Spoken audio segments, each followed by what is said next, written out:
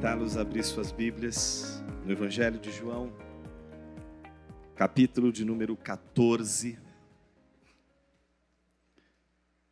Nós vamos falar sobre o impacto da esperança que vem da mensagem de que o nosso Rei está voltando, mas ela virá justamente do seu discurso de despedida. É no discurso de despedida de Jesus que reside a esperança do discípulo. Queria ler com vocês versículos 1 a 7. Diz assim a palavra de Deus: que o coração de vocês não fique angustiado. Vocês creem em Deus, creiam também em mim. Na casa de meu pai há muitas moradas. Se não fosse assim, eu já lhes teria dito, pois vou preparar um lugar para vocês. E quando eu for e preparar um lugar, voltarei e os receberei para mim mesmo, para que onde eu estou, vocês estejam também. E vocês conhecem o caminho para onde eu vou. Então Tomé disse a Jesus: não sabemos para onde o Senhor vai. Como podemos saber o caminho? Jesus respondeu: eu sou o caminho, a verdade e a vida. Ninguém vem ao Pai senão por mim. Se vocês me conheceram, conhecerão também o meu Pai. E desde agora, vocês o conhecem e têm visto. Oremos mais uma vez. Pai querido, fale conosco com Tua palavra. Ilumina nossa mente, para que a gente possa enxergar aquilo que só enxergaríamos, porque antes de tudo, o Teu Espírito testemunhou ao nosso coração e nos regenerou para enxergarmos o que antes, escravos do pecado, jamais conseguiríamos enxergar. Por isso pedimos a luz do Teu Espírito, porque se fomos curados da cegueira, ainda assim precisamos dEle. Não para sermos curados da cegueira, mas podermos enxergar. Porque para enxergar também precisamos da luz do Teu Espírito. E dependentes nos colocamos nessa hora, para que o Senhor, através de Sua palavra, nos alimente. Porque é isso que nos coloca ao pé da cruz. A certeza de que todas as vezes que encontramos Tua palavra, ela nos alimenta. Assim oramos no nome de Jesus, Teu Filho. Amém. Há 3 princípios que são fundamentais para a interpretação de um texto sagrado. 3 princípios. Número 1, contexto. Número 2, contexto. Número 3, contexto. Fácil de decorar, não? São 3 os princípios: contexto, contexto e contexto. Quando a gente presta atenção num contexto, o texto ganha vida, o texto é iluminado. É como se cada contexto fosse um holofote que ilumina exatamente o texto que nós vamos analisar, que nós vamos nos debruçar. E como não poderia ser diferente, o texto que nós lemos tem um contexto. O texto que nós lemos tem um holofote. E o holofote dos 7 versículos que nós lemos é o capítulo de número 3. Por isso eu quero desafiar e encorajar você a ler mais uma vez 1 a 7 comigo, mas à luz do contexto de João capítulo 13. E se você não tem em sua mente o contexto de João capítulo 13, vamos resolver isso agora.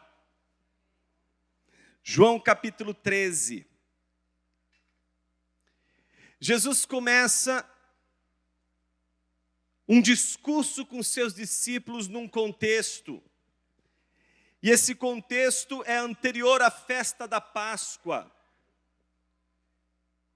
E é interessante como o evangelista faz questão de mostrar, num primeiro momento, que Jesus está consciente de 3 situações das quais ele não irá fugir. A primeira consciência de Jesus aparece nos versículos 1 e 2, quando o evangelista diz: sabendo Jesus que era chegada a sua hora. Observe, Jesus é consciente de que era chegada a sua hora. E que hora era esta? A hora de passar deste mundo para outro mundo? Não, de passar deste mundo para o Pai. Observe como Jesus coloca a linha de partida ao mundo, mas a linha de chegada uma pessoa, o Pai. Ele sai do mundo, mas ele volta para o Pai. Ele trata o Pai como um lugar. Ele trata o Pai como um lugar para onde ele vai. Então, ele tem consciência disso, de que chegou o momento, de que Jesus deveria agora passar para o Pai. Ele deveria passar da terra aos céus. Entretanto, a Bíblia não nos deixa sem saber as tensões às quais Jesus estava, quando consciente também estava de que chegou a sua hora. De que não somente ele sabia que era hora de voltar ao Pai, mas ao mesmo tempo, o evangelista diz que ele tem consciência de que era chegada a sua hora de partir deste mundo para o Pai, tendo amado os seus que estavam no mundo. Portanto, não é um Jesus que sabe que chegou a hora de sair do mundo e voltar para o Pai, sem laços profundos, sem um amor profundo por aqueles a quem o Pai lhes deu. Jesus tem de voltar ao Pai. Ele tem consciência de que a hora é chegada, mas ele tem diante dele homens aos quais ele amou e amou até o fim. Como é difícil uma despedida de pessoas que amamos até o fim. O sentimento de vontade de ficar ainda mais um pouco, fica mais um pouco. Obviamente é inevitável, mas ao mesmo tempo é chegada a hora, não há mais tempo, é preciso ir, e Jesus tem consciência exatamente disso. Não apenas Jesus tem consciência de que chegou a hora de ele voltar ao Pai, mas o versículo 2 reflete que ele tem consciência de que chegou a hora no momento em que não somente ele tem diante dele aqueles a quem ele amou até o fim, mas também aquele que o irá trair. Observe o versículo 2, durante a ceia, tendo já o diabo posto no coração de Jesus, filho de Simão Iscariotes, que traísse Jesus. Jesus sabia, tinha consciência de que era chegada a hora, e de que era chegada a hora de voltar ao Pai, e de que era necessário partir daqueles que ele amava, e que ele teria de deixar aqueles que amava, e ao mesmo tempo deixá-los num contexto em que se manifesta entre eles um traidor.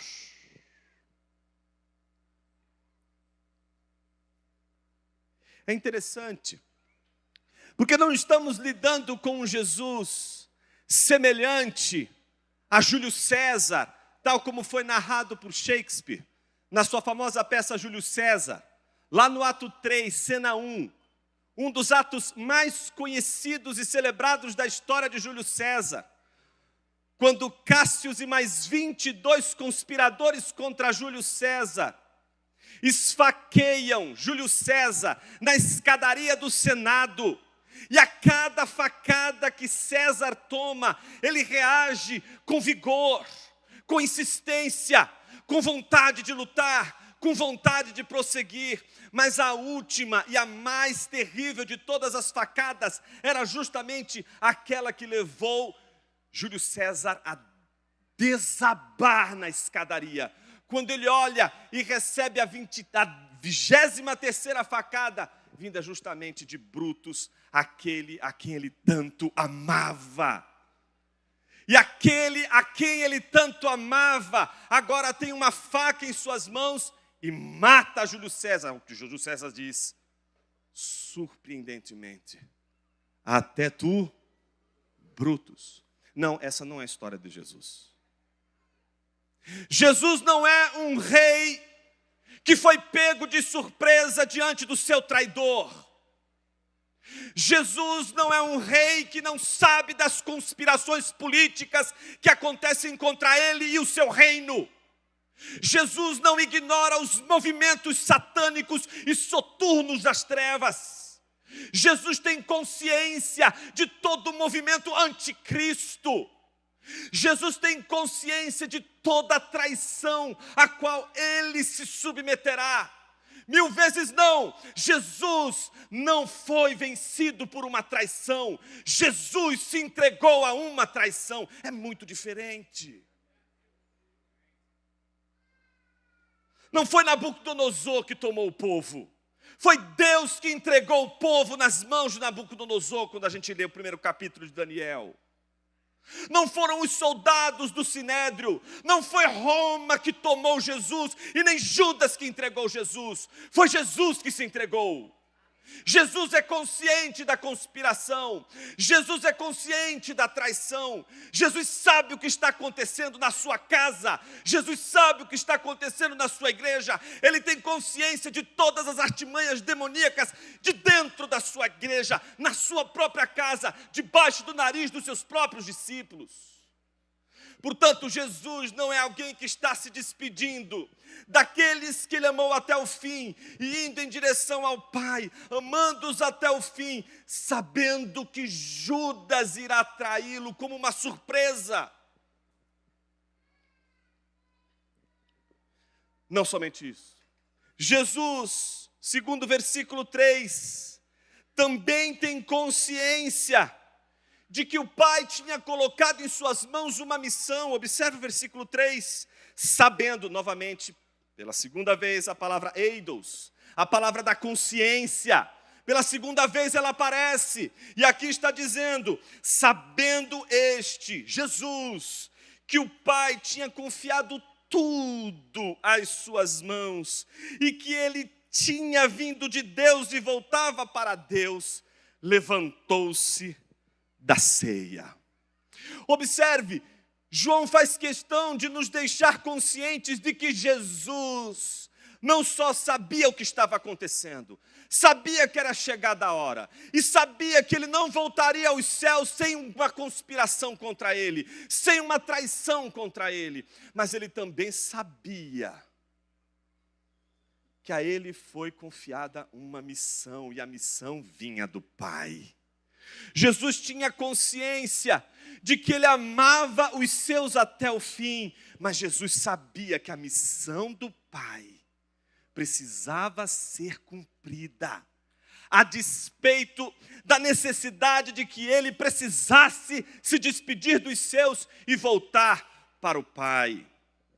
Portanto, Jesus tinha consciência de que chegava a sua hora de voltar para a casa do Pai, de onde ele veio, mas não como alguém que está cansado de lutar, não como alguém que perdeu as forças na batalha, não como um Júlio César que toma uma facada e se sente cansado, e de repente desaba numa escadaria e entrega todos os pontos. Não, 1000 vezes não. Jesus é o rei que, tendo consciência da traição, da conspiração, tendo consciência de que era chegada a hora, ele também tinha consciência de sua missão.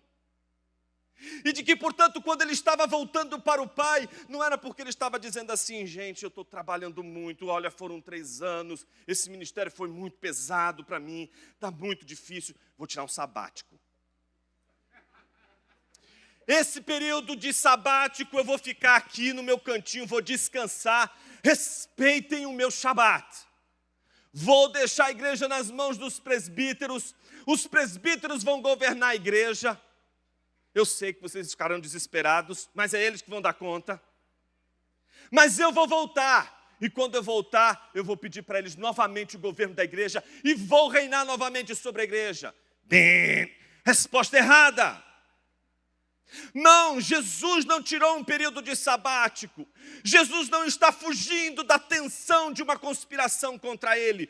Jesus está cumprindo uma missão. E às vezes cumprir uma missão exige aquilo que nós não gostaríamos de fazer, exige inclusive abandonar pessoas que amamos, exige inclusive deixar pessoas que amamos, exige inclusive aquele gesto que todos aqueles que se tornaram discípulos de Jesus um dia fizeram: deixaram sua casa, deixaram sua mãe, deixaram seu pai, deixaram tudo que os impedia de seguir a Jesus e passaram a seguir a Jesus. Então Jesus tem consciência de que ele precisa cumprir a missão. Não somente isso. Jesus tem também uma consciência de como o traidor fará o que fará. O versículo de número 5 a 20 ele é interessante porque ele vai nos levar até essas condições. Se você acompanha um raciocínio até aqui, você já sabe que Jesus já demonstrou a consciência de que era chegada a hora, a consciência de que tinha uma missão a ser cumprida, e quando João diz que é chegada a hora de ele ter a consciência da missão e de expressar essa consciência, ela acontece justamente quando ele se levanta da ceia. E eu queria que você imaginasse essa cena. A cena é de Jesus sentado à mesa com todos os discípulos. Todos eles estão sentados à mesa. E a mesa nos tempos de Jesus é diferente da nossa mesa. Tua mesa esconde seus pés. Seus pés ficam debaixo de uma mesa. Mefibosete daria tudo na vida para ter uma mesa como a sua, que escondesse seus pés atrofiados por causa de sua ama que o deixou cair. Mas não, a mesa de Mefibosete é como a mesa de Jesus, é uma mesa rente ao chão, e os pés sempre ficam à vista, eles nunca ficam escondidos, eles sempre ficam à mostra, eles estão sempre visíveis. E quando Jesus visitou a casa do fariseu, justamente porque o fariseu havia convidado para um banquete, aquele fariseu não recebe Jesus da maneira como ele deveria ser recebido, não lava os seus pés, não lhe dá sequer um beijo no rosto como uma demonstração de honra, nem sequer faz o que se esperaria de alguém que estava ciceroneando, alguém da grandeza de Jesus, que era tirar a sua capa. E ao tirar a sua capa, porque essas duas partes da indumentária desse contexto de Israel do primeiro século é interessantíssimo. Você usa a túnica, mas você usa por cima da túnica uma capa. E na casa, no banquete, só fica sem capa os servos. Só ficam aqueles que lavam os pés, que servem os alimentos. Somente os servos ficam sem capa. Então, se você está recebendo alguém de máxima importância, era de bom tom que inclusive você tirasse a capa, estendesse ela ao chão como se fosse um tapete, e essa pessoa pisaria sobre a sua capa como se fosse um tapete, e então você daria um beijo no rosto e essa pessoa saberia o quanto ela era bem-vinda. Mas não, o fariseu não recebeu Jesus com as honras que ele deveria ser recebido. Ele senta-se à mesa e os pés de todos os homens estavam limpos, mas os pés de Jesus estavam sujos naquele dia, estavam visíveis. Todas as pessoas que estavam ali reunidas para assistir o ensino que Jesus daria naquele banquete, naquele simpósio, veriam Jesus falar com os pés sujos. Eu acho tão interessante porque Jesus, de repente, ele está sentado à mesa. E então a Bíblia diz que ele faz uma coisa extraordinária. A Bíblia diz que ele levantou-se da ceia, tirou a vestimenta de cima e pegando uma toalha, cingiu-se com ela. Em seguida, Jesus pôs água numa bacia e começou a lavar os pés dos discípulos e a enxugá-los com uma toalha, com a toalha com que estava cingido. Você percebe a cena? Imagina, todo mundo está sentado. E o que levaria Jesus a lavar os pés de todos os discípulos?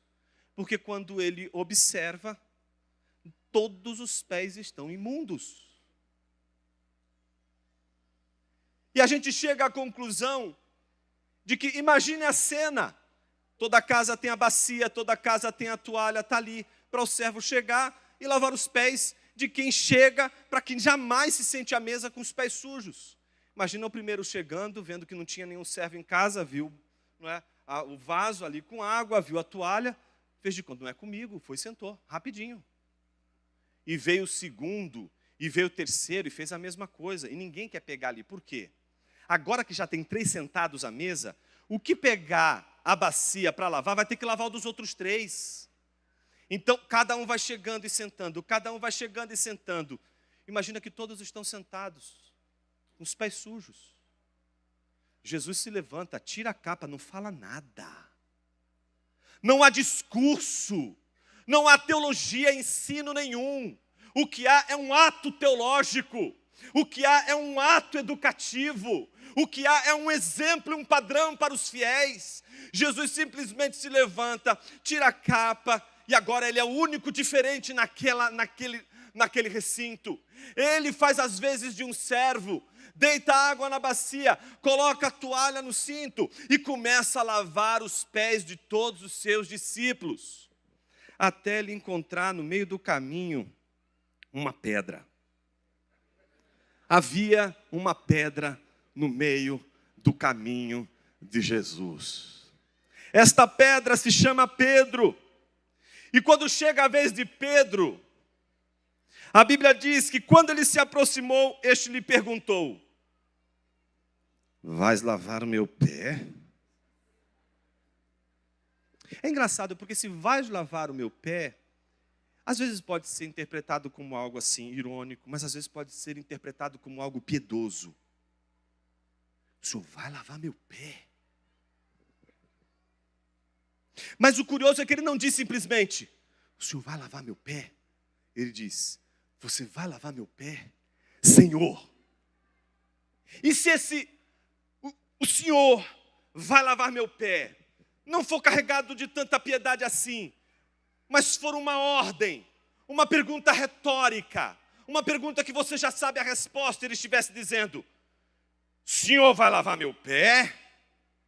Do tipo como dissesse: imagina que o senhor vai lavar meus pés. Se o senhor lavou de todos esses fracos aí, que o senhor lavou os pés, o meu senhor não vai lavar. Imagina que eu vou deixar o Senhor do universo, o Rei do universo, aquele que manda em tudo e manda em todos, o soberano, lavar meus pés. É claro que o Senhor não vai lavar meus pés. Entende como um piedoso pode ser insubmisso, mesmo parecendo ser piedoso? A sua oração piedosa pode manifestar a maior e a mais demoníaca de todas as orações. Sua oração pode ser demoníaca. Não é porque você diz Senhor, Senhor, que a sua oração vai ser por este Senhor, Senhor santificada. A sua oração vem carregada de segundas intenções, mas também pode vir carregada de falsos moralismos. Por isso é uma bênção quando o crente descobre que as orações podem ser editadas e revisadas, elas não são como o tweet. Você pode voltar atrás, você pode corrigir e dizer: Senhor, não é nada disso, falei tudo errado. Eu não sou nada disso que eu estou dizendo nessa oração. Eu sou o contrário.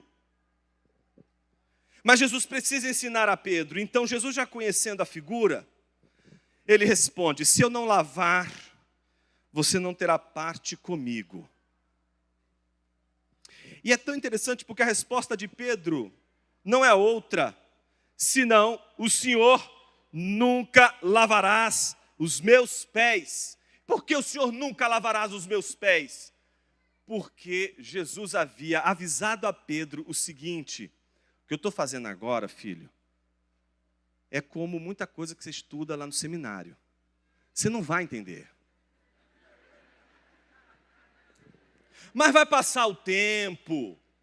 Chãozinho de igreja faz bem. Sabe? Ouvir as pessoas. Andar com um pastor do seu lado. Ver a igreja na sua realidade. Isso vai fazer você entender exatamente o que é que você aprendeu durante todos esses anos.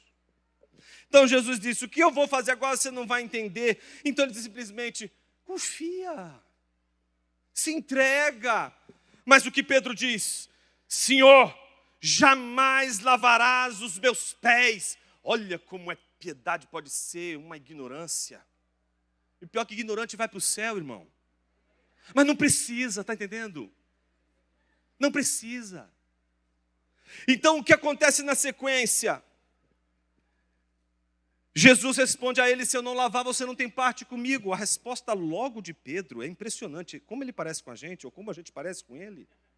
Senhor, não está mais aqui quem falou. Lava os pés, lava as orelhas, lava tudo, não deixa nada. Lava da cabeça a planta dos pés. Percebe como Pedro é 880? Pedro é radical. Pedro vai de um lado ao outro numa velocidade estonteante. Ele muda de cor, de tradição, de igreja, de pastor. Eu vou parar por aqui. Da noite para o dia. É rápido, ele está mudando o tempo todo, ele é um fluxo, é uma força da natureza que não para de mudar. E é bom, né? Eu fico feliz quando eu vejo Pedro, porque quando eu vejo Pedro, eu falo assim, Senhor, tem chance para mim, tem chance para a gente. Jesus botou uma régua muito boa para a gente. Ele, quando chamou o seu pelotão para fazer parte do seu exército, para estabelecer o seu reino, na lista de Jesus, começa com Pedro e termina com Judas. Que lista boa, hein? Numa lista que você tem Judas e Pedro, qualquer um de nós passa, meu irmão. Então fique em paz. Fica tranquilo. Agora, observe que Jesus respondeu, mas Pedro, é sério? Porque Pedro, veja, ele está tão do 880 que ele já esqueceu aquela primeira lição que ele aprendeu lá no seminário, no primeiro ano. Então, aí naquela hora que Jesus disse, se você não deixar eu lavar, você não tem parte comigo, ele diz, lava tudo. Jesus olha para ele, mas você continua sem pensar. O que você fez antes de sair? As pessoas quando saem de casa para uma ceia, elas tomam banho. Só precisa lavar os pés, porque os pés se sujaram ao longo do caminho até o cenáculo. Eu só quero lavar, Pedro, o que sujou no meio do caminho. Entende? Mas aí Jesus diz, quem já se banhou não precisa lavar nada, a não ser os pés, pois quanto ao mais está todo limpo, e vocês estão limpos, mas não todos. Pois ele sabia, Jesus tinha também a consciência de que seria traído, e Jesus tinha consciência de quem era o traidor, e ele sabia que todos estavam limpos, menos o traidor, e isso tem de fazer você abrir os seus olhos nessa hora diante do texto de Jesus. Ele lavou os pés de todos os discípulos, e não foi só de Pedro, ele lavou o pé de Judas, meu irmão, ele lavou o pé de Judas, minha irmã. Você sabe o que isso significa? Se você não sabe, vou te dizer, se fosse eu, e ainda bem que não é, quando chegasse a vez de Judas, sabendo que ele é o traidor, ia dar um apertão naquele pé, irmãos.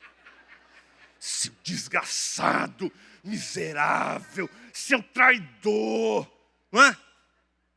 Imagine um Jesus que lava os pés do traidor, e você que não consegue perdoar o seu irmão, porque o seu irmão simplesmente te disse uma coisa torta, e você recebeu aquilo como uma flecha, não corrigiu, não refez o caminho. O teu mestre lavou os pés de um discípulo que o vendeu por dinheiro. Mas o texto bíblico diz que depois de lhes ter lavado os pés, olha que coisa bonita, Jesus põe de novo a capa. Eu quando olho isso, essa cena, é como se ela fosse a encarnação de Filipenses 2:5. Tende em vós a mesma atitude que houve em Cristo Jesus, o qual não julgou por usurpação o ser igual a Deus, a si mesmo se esvaziou, assumiu a forma de servo, a figura humana, pelo que ele obedeceu à missão do Pai até a morte de cruz, pelo que Deus o exaltou e lhe deu o nome que está acima de todo nome, para que todo nome no céu, na terra e debaixo da terra glorifique o nome de Jesus.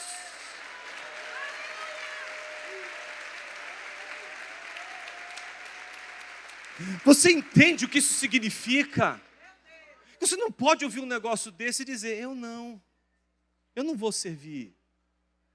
Eu não quero servir. Meus irmãos, ser membro de uma igreja, ser membro do reino de Deus, é escolher o caminho daqueles que perdem, que sempre estão perdendo alguma coisa e ganhando 5 vezes mais, coisas maiores, mais valiosas. E aí, depois de vestir a capa, então não tem nada contra a capa, Jesus não tem nada contra a capa, Jesus não tem nada contra questões oficiosas, ele veste a capa novamente e faz a seguinte pergunta, vocês entenderam o que eu fiz? Vocês me chamam de mestre e de senhor e fazem bem, porque eu sou. Ora, se eu sendo senhor e mestre lavei os pés de vocês, também vocês devem lavar os pés uns dos outros, porque eu lhes dei o exemplo, para que como eu fiz, vocês façam também. Então imagina os discípulos ouvindo tudo isso e olhando para Pedro. Ordinário. Como você é ordinário. Essa primeira parte termina com João dizendo aquilo que Jesus disse aos seus discípulos. Aquele que come do meu pão levantou contra mim o seu calcanhar, Salmo 41:9. Desde já lhes digo, antes que aconteça, para que quando acontecer vocês creiam que eu sou. Em verdade lhes digo, quem recebe aquele que eu enviar, recebe a mim, e quem recebe a mim, recebe aquele que me enviou. Depois de dizer isso, Jesus se angustiou em espírito. Preste atenção, estamos lidando com Jesus angustiado, mas que acabou de lavar os pés dos seus discípulos. E está aí você dizendo, eu preciso estar livre da angústia para poder ajudar os angustiados. Eu preciso estar com os pés limpos para poder limpar os pés dos outros. Jesus, mais uma vez, na última ceia entre os homens, ele ceiou mais uma vez, sendo o único, com os pés sujos. Quem lavou os pés de Jesus? Entretanto, angustiado, ele afirmou, em verdade lhes digo, que um de vocês vai me trair. Pronto, que noite, hein? Que noite! Depois de tudo isso, Jesus olha para eles, estragou o jantar. Um de vocês vai me trair. O que você acha que aconteceu na hora? Todo mundo olhou para quem? Pedro. Pedro está olhando e dizendo, eu não fiz nada. Em verdade lhes digo, um de vocês vai me trair. Então os discípulos olharam uns para os outros sem saber a quem ele se referia. Então todos eles estão assim, eufóricos agora. Quem será que é? Quem será esse que Jesus está dizendo? Olha, quem mais aprontou nos últimos dias, inclusive hoje aqui, foi ele.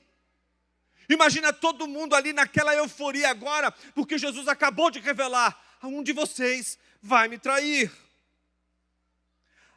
Ao lado de Jesus estava reclinado um dos seus discípulos a quem ele amava. Quem que era? João. E aí, mais uma vez, no jantar de Jesus havia uma pedra.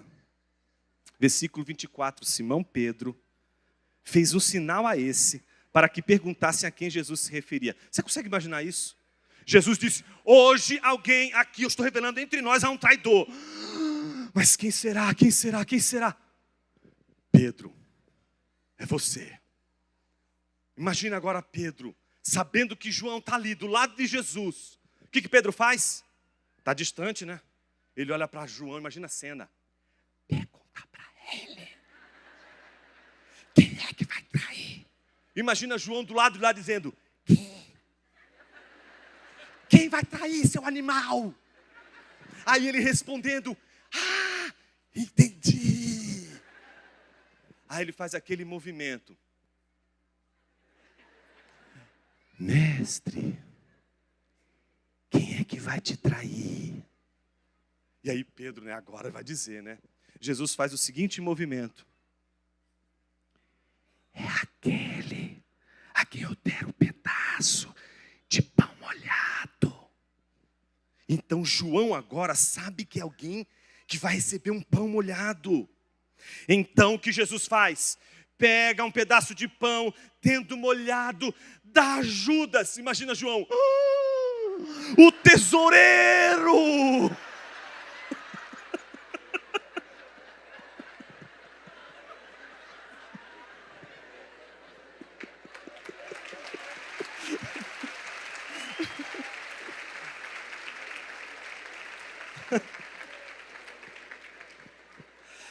Filho de Simão Iscariotes. E depois que Judas recebeu o pedaço de pão, imediatamente Satanás entrou nele. Então Jesus disse a Judas, então imagina a cena, só Jesus, e agora João sabe quem é o traidor. Mas Jesus não fala com Judas como se ele fosse o traidor. E por que isso é assim? Você vai ver. Jesus diz: o que você tem de fazer, faz-o depressa. Algo que Jesus sempre dizia para ele. Era um comando comum. Era algo que sempre Jesus estava dizendo para Judas. Por isso ninguém tinha condições de saber quem era o traidor. Por que isso é assim? Observe. Pois, veja, nenhum dos que estavam à mesa entendeu por que Jesus tinha dito isso. Pois como Judas era quem trazia a bolsa do dinheiro, alguns pensaram que Jesus tinha dito a ele. Não é quando ele disse, o que você tem que fazer, faz-o agora. Era para sempre fazer aquilo que ele faz. Comprar o que precisamos para a festa. Ou então, que havia solicitado que desse alguma coisa aos pobres. Assim, tendo recebido um pedaço de pão, Judas logo saiu. Olha como termina o texto. Era noite. Judas sai. E Pedro olhando para João. Você não vai falar? Na mesma hora que Judas sai, Jesus diz, não tem mais jeito, não dá mais para saber, porque agora Jesus dá um discurso. E que noite, meus irmãos. Que noite. Mal Jesus tinha dado aquela lição a Pedro. Mal Jesus já tinha revelado que tinha um traidor. Eles agora estão conscientes de uma coisa que só Jesus tinha consciência. Você sabe desde o início do capítulo 13, que Jesus tinha consciência de que era chegada a hora. E Jesus precisava agora dar a derradeira notícia. A notícia mais difícil de Jesus para os discípulos. A notícia de que ele precisava ir embora. De que ele não mais ficaria com eles. E observe o que Jesus diz. Agora foi glorificado o Filho do Homem. E Deus foi glorificado nele. Se Deus foi glorificado nele, também Deus o glorificará nele mesmo. E ele o glorificará imediatamente. Filhinhos, ainda por um pouco estou com vocês. Vocês vão me procurar, mas o que eu disse aos judeus também agora digo a vocês: para onde eu vou, vocês não podem ir. Eu lhes dou um novo mandamento, que vocês amem uns aos outros, assim como eu os amei, que também vocês amem uns aos outros. Nisto todos conhecerão que vocês são meus discípulos, se tiverem amor uns aos outros. Então Jesus está dando esse discurso, e é aquele momento em que, não tem só um traidor, o mestre está indo embora. Como assim? Há 3 pedras no caminho de Jesus.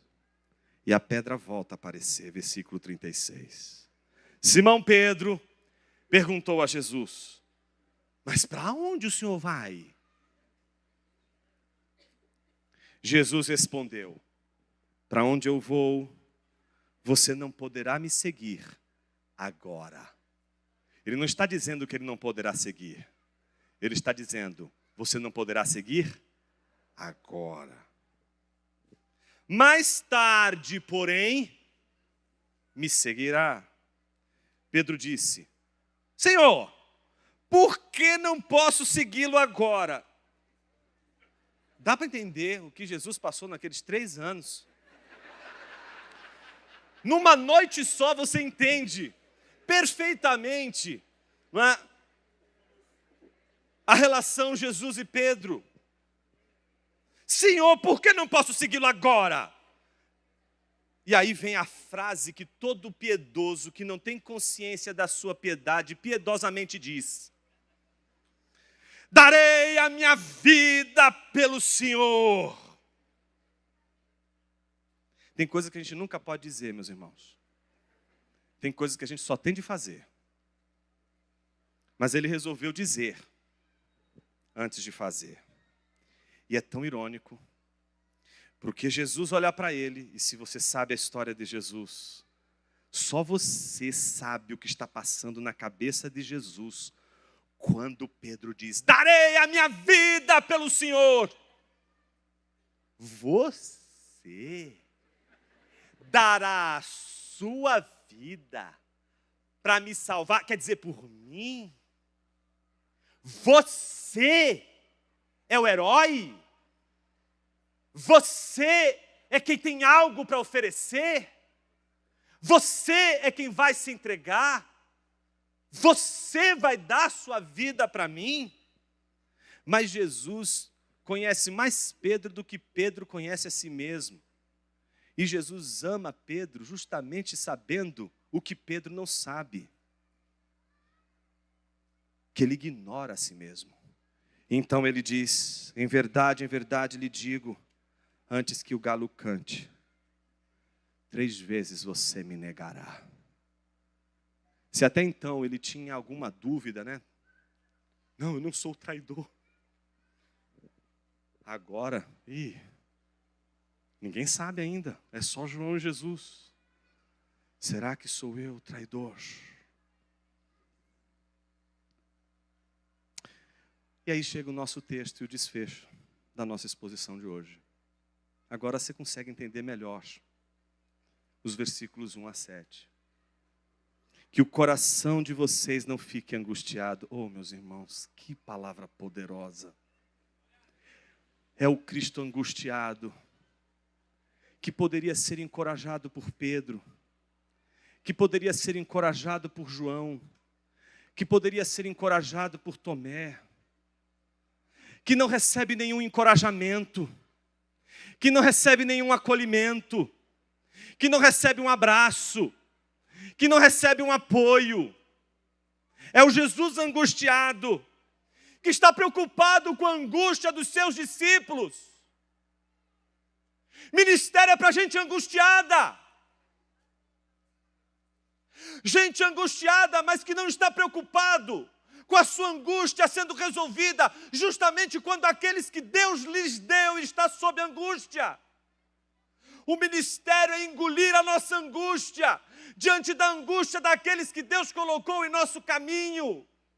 Por isso Jesus, mesmo angustiado, se angustia ainda mais com a angústia dos seus discípulos e é capaz de esquecer sua própria angústia, olhar para os seus discípulos e dizer que o coração de vocês não fique angustiado.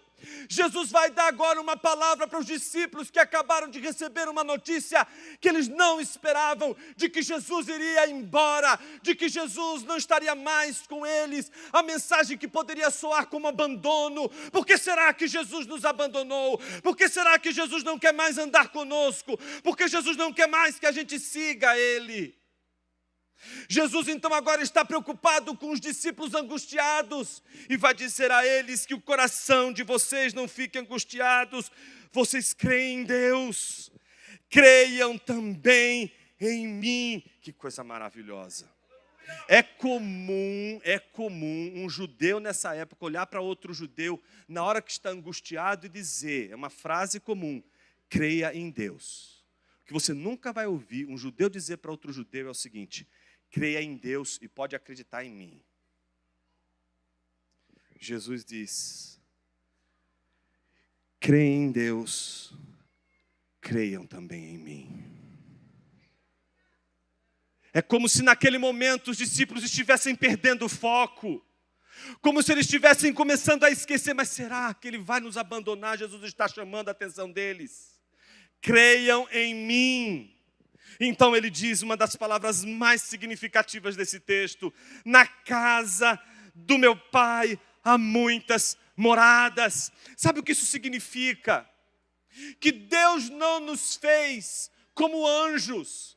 Os medievais usavam um termo para explicitar a relação dos anjos com o mundo e para explicar por que os anjos não precisam de mundo. Eles são ilocales.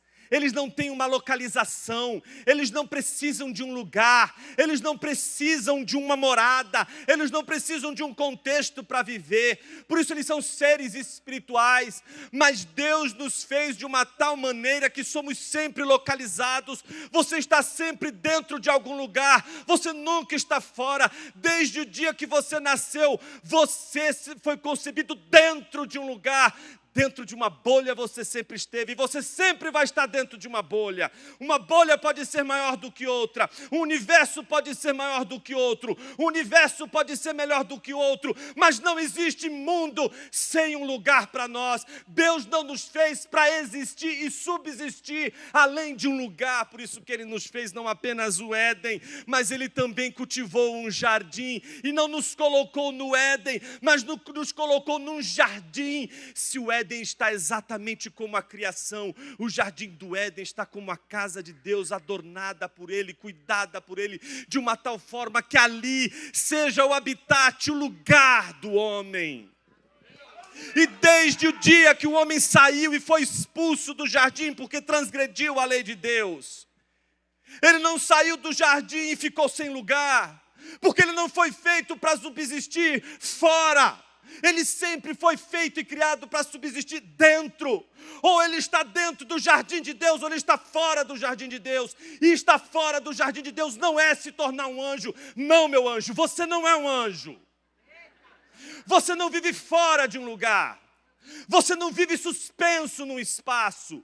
Você está sempre em um lugar. E todo lugar onde você pisa a planta dos seus pés é uma mimetização do jardim do Éden no seu coração, tanto no seu como de um ímpio. Todas as nossas casas, com toda a segurança que a gente constrói, nossos condomínios fechados, as cidades que a gente constrói com suas fortalezas, tudo isso mimetiza um shalom, mimetiza uma segurança que tínhamos lá no jardim do Éden e perdemos. Improvisamos o jardim do Éden em nossa casa e queremos que nossa casa seja justamente um lugar agradável. Sua casa me diz mais sobre você do que seu discurso. Você pode falar 1000 vezes para mim um monte de coisas sobre você. Me leva na tua casa e eu vou saber muito bem quem você é. Tem pessoas que são extremamente organizadas. Você entra naquela casa e aquela casa está tudo tão no lugarzinho certinho que você fica com medo até de mudar. E a pessoa, de repente, te anatematizar ali. Tem casas que você vai que você já sabia, esse irmão aqui está precisando de ordem. Porque você não sabe por onde entra e por onde sai. A casa parece um labirinto.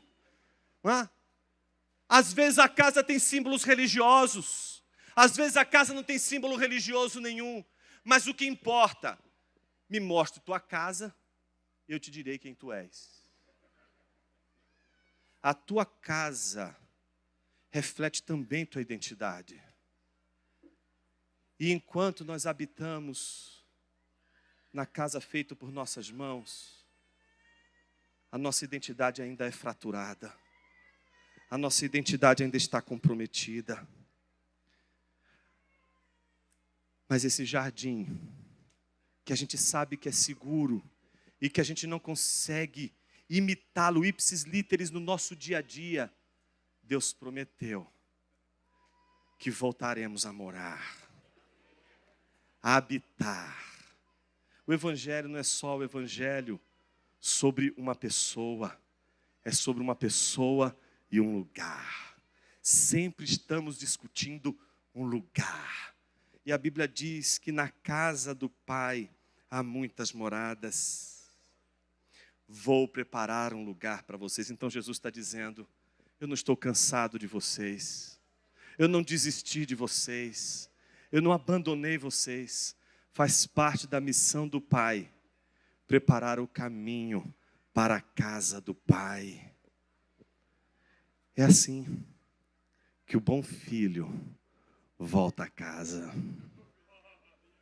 O filho volta para casa, preparando o caminho para os seus irmãos. O filho volta para casa pavimentando o caminho até a casa do Pai. Por isso toda a história da despedida de Jesus é a história de que Ele voltou para o Pai, não para simplesmente voltar para a casa do Pai e nos deixar. Não, a Bíblia diz que Ele ainda continua governando a sua igreja. Não, os presbíteros não governam a igreja de Jesus meramente. Eles governam a igreja de Jesus como instrumentos de Jesus. Jesus governa a sua igreja por meio dos seus presbíteros. Jesus governa a igreja por meio dos seus pastores. Os pastores se submetem ao senhorio de Jesus e recebem a autoridade de Jesus para governar a sua igreja, não do jeito que eles querem, mas do jeito que Jesus quer, como Ele quer, do jeito que Ele quer, da maneira como Ele quer. Pastores não são empreendedores. Pastores não vão criar novas igrejas e novos negócios. Pastores vão fazer igrejas conforme a ordem de Jesus, do jeito que Jesus quer, mesmo que eles não gostem. Mesmo que eles não gostem. Porque o Evangelho não é sobre mim, não é sobre você, não é sobre meus gostos, não é sobre seus gostos, é sobre o gosto do Rei, é sobre a vontade do Rei, é sobre o que o Rei quer, não o que queremos, mas o que o Rei quer. E quando eu for e preparar lugar, voltarei e os receberei para mim mesmo. Jesus não quer perder eles de jeito nenhum. Ele está dizendo, vocês são meus. Eu voltarei e os receberei para mim mesmo. É tão bonito. Se depois você puder, leia até o final. Jesus vai tratar o Pai como uma casa, vai tratar Ele mesmo como uma casa, vai tratar o Espírito como uma casa. Ele mesmo vai dizer, eu habito o Pai habita em mim, todo aquele que habita em mim habita o Pai. Veja como Jesus está falando de morada o tempo todo, de habitação, de convivência. Veja como o texto vai mostrando as questões e abrindo as questões para os discípulos. E ele diz, e vocês conhecem o caminho para onde eu vou. Pronto. Tomé disse a Jesus, não sabemos para onde o Senhor vai, como podemos saber o caminho? Por que a gente precisa saber das coisas antes? Por que a gente quer entender antes? E o engraçado é que Jesus não foge da pergunta. Jesus diz, eu sou o caminho, a verdade e a vida. Ninguém vem ao Pai senão por mim. Se vocês me conheceram, conhecerão também o meu Pai. E desde agora vocês o conhecem e têm visto. Então Jesus está dizendo, onde é o caminho? Como é esse caminho para chegar até o Pai? Jesus está dizendo, você está diante dele. Tem que passar por mim. Eu sou o caminho. A trilha sou eu. A jornada sou eu. Onde é que você vai pisar os seus pés? Em mim. Eu sou o caminho. Eu sou a ponte. Eu conduzo você à casa do Pai. Não tem outra estrada. Não tem outra jornada. É singular. Não tem atalho. Não tem outro meio. Não tem outra circunstância. Ou você encara o olho de Jesus como encararia o olho de um leão. Ou então você foge. Mas o que não dá é para você ficar diante do leão e fazer bilu-bilu na cara dele e esperar que ele não te morda. O leão vai ferir. O leão vai tocar. E essa ferida vai alcançar nosso coração. Ao ponto de quando ele disser, quando muitos e muitos o abandonarem. E vocês não querem fazer o mesmo? E um deles vai dizer, nem sempre dá bola fora. Para onde iremos? É isso que ele diz? Ele diz, para quem iremos? Só tu tens as palavras de vida. Jesus então é o caminho. Mas como ele será o caminho? Ele será o caminho enquanto ele for submisso à traição e à cruz. Este é o caminho de Jesus. Mas observe a pergunta de Filipe. Senhor, mostra-nos o Pai e isso nos basta. O que isso revela? Revela que tudo aquilo que Jesus havia dito parece que se pulverizou. Jesus, quando disse, eu sou o caminho, a verdade e a vida, ninguém vem ao Pai senão por mim, Ele está colocando os discípulos debaixo de duas perspectivas. Você consegue perceber isso? Primeiro, Jesus está dizendo que o caminho para chegar ao Pai, eles já sabem qual é. Porque Jesus havia dito, Jerusalém é o lugar para onde eu vou, e lá vocês sabem o que vai acontecer. É nessa hora que aparece o Pedrão, lembra? Não é bom que vás a Jerusalém, porque... Entende? Mas o que nós vemos é um Jesus que vai a Jerusalém. É o Jesus que sabe que o caminho para pavimentar a nossa estrada das moradas do Pai é a sua cruz. Então o caminho de Jesus é a cruz. E o caminho dos discípulos é Jesus. Jesus não está dizendo, o caminho de vocês é também uma cruz. Jesus está dizendo, não, Pedro, não é você quem vai dar a sua vida por mim. Sou eu, Pedro, que vou dar a minha vida por você. A cruz é minha, mas o meu sangue é teu. O sofrimento é meu, mas o gozo e o deleite dos céus é teu. Pedro queria dar a vida por Jesus.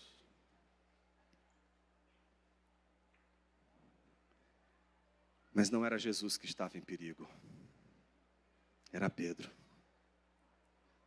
Pedro que estava em perigo. E não percebia.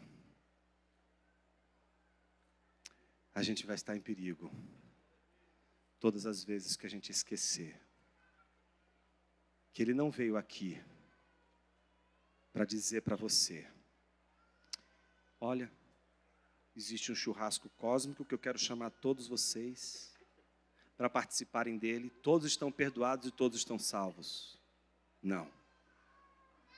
O que Jesus veio foi mostrar que o caminho para o gozo e para a última ceia, aquela em que jamais faltará o vinho e o pão, aquela em que celebraremos todos cantando e louvando ao Senhor, ela só é possível pela cruz.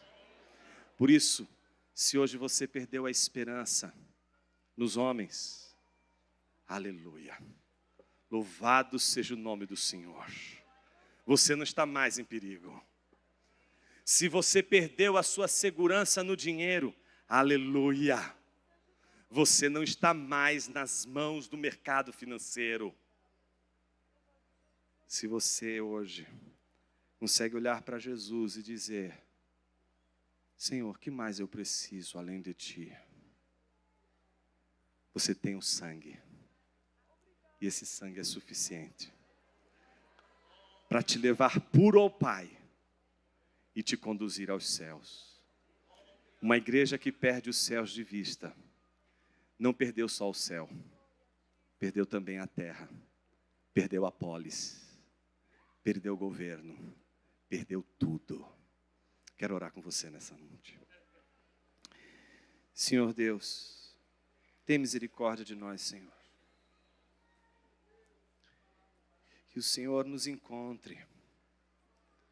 Porque a gente não consegue perceber que somos perigosos para os outros e que também estamos em perigo. Então, Senhor, não nos deixa sozinho em nenhum momento, Pai. Porque sabemos o que somos capazes de fazer sem a Tua graça. Mas é porque fomos libertos do pecado e contamos com a Tua graça que podemos o que os ímpios não podem. Lutar contra o pecado, lutar contra a insubmissão, lutar contra o orgulho, lutar contra a vaidade. Senhor, talvez existam pessoas aqui entregues, cansadas, atravessadas por tantas dificuldades e sofrimentos que se perdem no meio do caminho e que perdem os céus de vista, que perde a mais importante de todas as mensagens. O Senhor não morreu na cruz e foi aos céus à toa, o Senhor foi preparar o nosso lugar, porque o Senhor não nos fez para flutuarmos no vazio, o Senhor nos fez para pisar o chão, e que a gente possa entender que toda a nossa vontade de encontrar um lugar em que a gente possa dizer, enfim, estão em casa, enfim, acabou, não há mais sofrimento. Esse lugar é a morada do Pai. E é só ali que o Senhor nos ensinou, que o Senhor habita, e aqueles um dia, como nós, iremos habitar no esconderijo do Altíssimo. Assim oramos no nome de Jesus, o teu Filho.